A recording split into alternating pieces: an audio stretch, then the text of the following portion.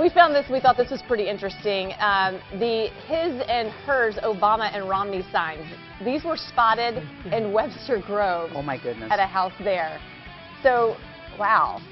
Do opposites attract? Really? A house divided. I wonder if you walk in and it's like, on the left, everything's red, and on the right, everything's blue.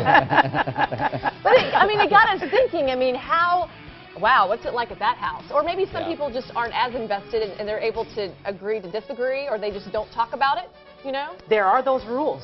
I've heard people say that at the dinner table, we don't discuss politics, we don't discuss religion. They've decided what not to discuss. And so that's the way that they handle it.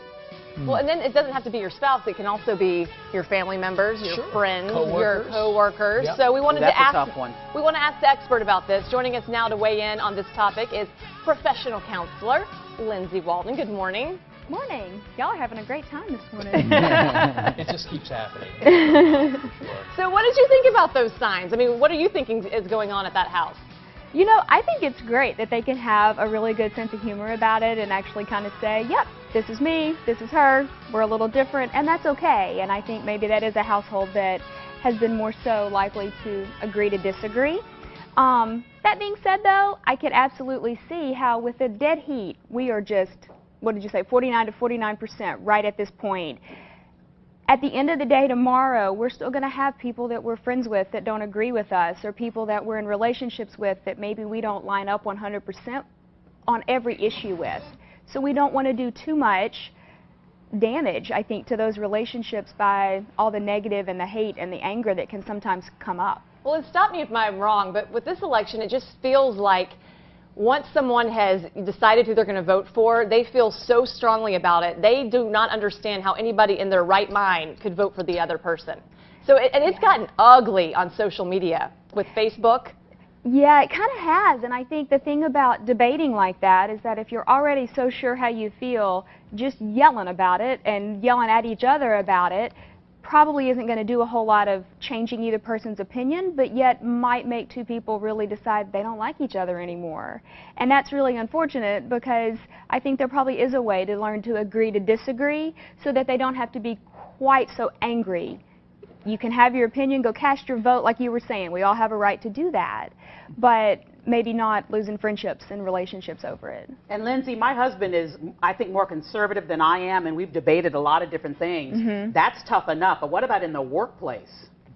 You know, that's a really, really interesting question, Carol, because especially with social media, the way that we have Facebook and Twitter and all of these things that are so easily searchable, I think you want to be kind of careful that you don't, you know, you don't want to be fake or not authentic to who you are, but at the same time, you don't want to put so much negative out there that people are like kind of afraid to talk to you or even bring it up around you maybe. My rule is unless they ask me, what, you know, personally, what do I believe or why do I believe this, I'm not going to say anything. Comments are made and I just keep typing. But when and you brought this up one time, not that long ago, the for better or worse thing in a marriage. Right. What are acceptable deal breakers then? If it's not politics and if it's not religion, obviously we have, you know, different races that marry, different religions that marry, different political beliefs. Outside of violence and things like that, should there be a deal breaker in a marriage? It was a deal breaker for me. I think it is a dependent on, yeah. Yes, I had a list of things that my future husband, whoever that was to be, had to have, and that was one of them. Well, It had to be a certain party? Yes. That's just anal. Answer the question. Should there be a deal breaker? He said in love. I meant that in the best Lindsay, possible way. And that's how we met. We were at a political debate, and we realized we were both on the same page, and we fell in love right there. I love it. That's awesome. I'm not kidding.